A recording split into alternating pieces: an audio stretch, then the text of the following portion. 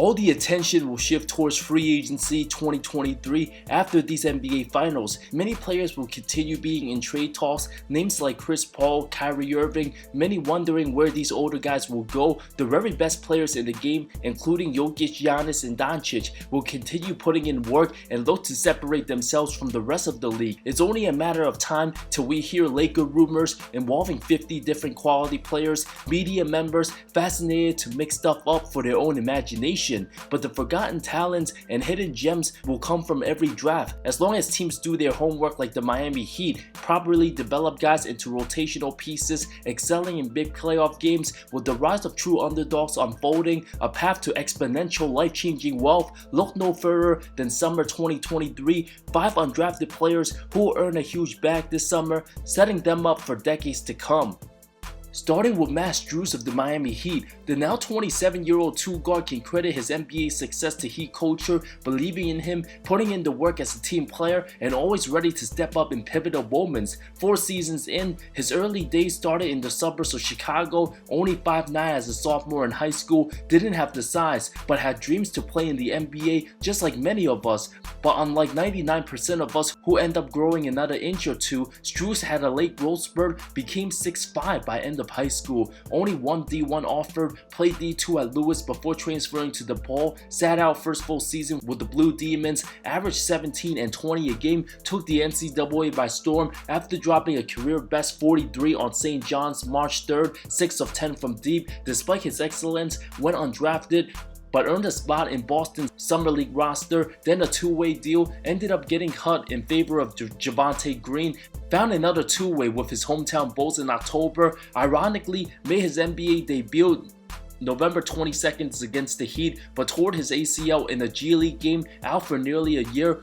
Over 1 full year since the injury, Miami signed Mac to a training camp deal, converted to a two-way with the team banged up after a short rest since the bubble. Mac's flourish, averaged 6.1 points, 39 games in 13 minutes off the bench. With the genius coaching of Eric Spoelstra, Strus' skill as a three-point shooter fit right in, combined with Bam's powerful screens. Strus continues to ball out in Summer League as a 25-year-old, signed for a 2-year, $3.4 million deal. Team started to bench Duncan Robinson. For the more versatile Max, averaged 10.6 points in 23 minutes, competed on D, crashes the glass, a better finisher at the rim, did whatever needed to win, had 19 and 20 points the last 2 games in the semis, destroying the Sixers, started all 18 playoff games, proves he absolutely belongs, still an underrated athlete. Miami's run wouldn't have happened without his masterful 31 bomb in the comeback win over the Bulls. He trailed in the 4th, 7 trays, had an 8-game playoff stretch going double figures, playing around 30 minutes, despite an awful NBA Finals, playing some of his worst basketball since coming to the league. A 14.4 of 10 shooting Game 2, a great win. His greatest strength, believing in himself. Many might be roasting him for these bad Finals performance, but what he did in the previous series can't go unnoticed. No chance he gets that Duncan Robinson deal of 5 years 90. Riley absolutely learned his lesson. He would love to offer Max 3 years 30-ish, but a couple teams throwing 3 years 45 million, likely the best case scenario.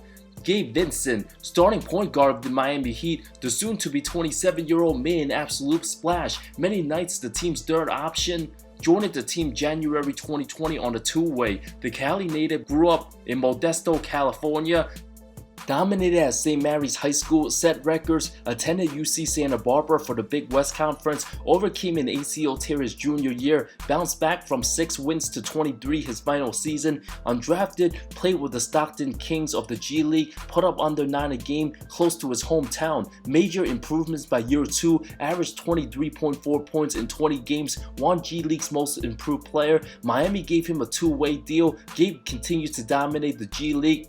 The Miami Heat affiliate, located in South Dakota, traveled with the team in the bubble, truly got a glimpse of Heat culture, seeing success firsthand. 50 games played, the maximum allowed for a two-way, his first full season of 21, averaged 4.8 points, adapted from a high-power scorer to taking charges, doing all the little things, picking up guys full court, worked on his catch-and-shoot game. Onto the 21-22 season, team signed established vet Kyle Lowry to a huge contract, super instrumental to Gabe's development. The younger Vincent improved heavily, already done way more his first full season with the Heat than Kendrick Nunn. After the 22 season, super gritty, came an absolute long way from Stephen A. Smith making fun of his name 2021 after Team Nigeria upsetted the US in an exhibition game. There's no excuse to lose to Nigeria. Some dude, Gabe Namdi, who goes by Gabe Vincent for the Miami Heat, Caleb Agada, Namu, or however the hell you pronounce his name. From being captain of the national team,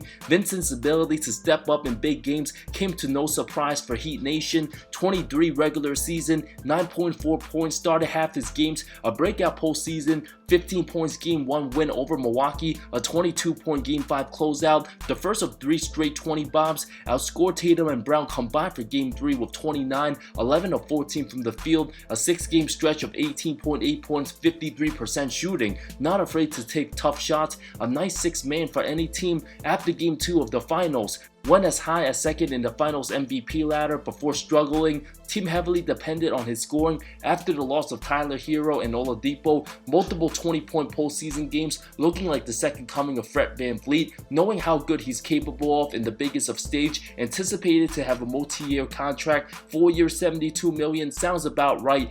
4 years 64 also possible, even 5 years north of 80, a huge possibility when desperate teams like the Hornets would do anything. The Heat's ability to keep Vincent, I give it a 50-50 chance. Austin Reaves of the LA Lakers, super beloved in LA, truly a hidden gem, dominated in many postseason games. The 25-year-old not only an undrafted stud, but possibly even in all-star discussions for next season, plays like a vet, tough as nails, coming off year 2, having early bird rights, averaged 13 points for 64 games, bursted out in the postseason from ticking over down the stretch game 1 versus Memphis, put up 16.9 points on 44% from 3, played 36 minutes, 4.6 assists, many nights down the stretch, the only Laker on the floor with enough gas left in the tank, a championship attitude, never turns on his team, turns on the opponents. From the farms of Newark, Arkansas, started his collegiate career with Wichita State, promising second year after a torn labrum freshman year, 5 full years in the NCAA, transferred to Oklahoma, averaged over 18, 5 and 4 as a senior, a monster 41 points, hit the game-winning shot over Desmond Bane's TCU, signed a 2-way with the Lakers after being undrafted, immediately shown signs as a great rotational player, some of his shine undercut due to playing alongside 3 Hall of Famers.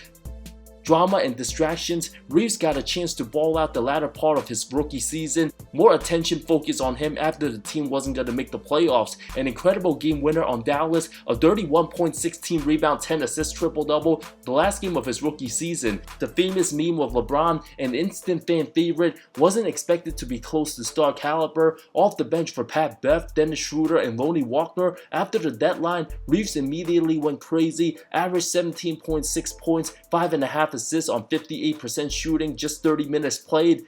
Posted the best record in the West after the All-Star break. Despite LeBron missing time with injury, Reaves dominated, even signed a shoe deal, can play the 1, 2, or 3, the handles, getting to the rim. LA likely don't make the play-in without him. Certainly don't beat Memphis without Reaves' excellence. A 23-point Game 4 OT win. Had 21 Game 4, narrowly edging out Golden State, 23 to close out. The first of 4 straight 20-plus point games, the only Laker to show up Game 2 down the stretch versus Denver. The Lakers offer 4 years, over $50 million. Laughable, having the early bird rights. Another team can give him 4 years 80, possibly 98 mil. Had LA not made the playoffs, Reaves likely would have gotten that 4 years 50 without issue. Anywhere over 65 hard for the Lakers to match. Teams like Utah, San Antonio, and OKC likely thirsty to have some Austin Powers. Looking at the contract of Anthony Simons, Tyler Hero, RJ Barrett, and Jordan Poole, a case for Reaves to be on their level, if not better. Wanting to remain in Los Angeles, the second half of Reaves' contract will be heavy after the Gilbert Arenas rule. Unless the Lakers believe they can land a high-profile star, the team will do everything in their powers to have Reaves stay put. Naz Reid of the Minnesota Timberwolves. Team absolutely missed him down the stretch for the postseason. A physical big out of LSU, the Jersey native had made lots of buzz for a guy who will get lots of Benjamins, got his chance to shine with Karl Towns out, played 30 games as a rookie, 70 in year 2, 6'9", played great on both ends, competes, a better fit with Rudy than Cat, soon to be 24 years old, put up 11.5 points, 5 rebounds in just 18 minutes played. Not a knockdown shooter, but respectable range, getting too good for the Wolves to resign, especially the heavy contracts of Gobert and Towns. 4 years between 60 to 70 million, the most realistic scenario, unless the team finds a nice trade to get rid of Towns. Reid remaining with many a good chance.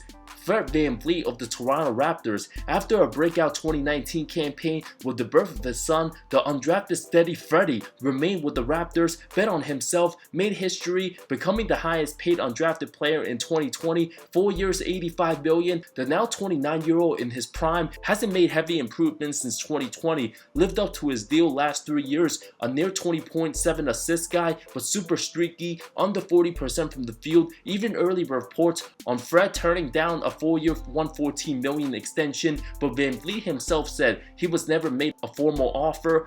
After team fire Nick Nurse, can't afford to lose Fred for nothing. 4 years, $114 looking very likely. Despite being undersized, the Raptors doesn't have better options. An ideal fit would be the Lakers or Suns, being a third option as an off-ball shot maker and an extra ball handler, taking tougher shots for a team expected way more for his game. Not like the Raptors will contend anytime soon anyway. Now represented by Clutch, all the speculations and chatters will be loud throughout the summer. A lot of Orlando Magic rumors as well. Thanks so much for watching this video. Which one of these 5 undrafted players will end up in the best situation given their contract? How many of them will leave their former teams? Let me know in the comments below. See you next time.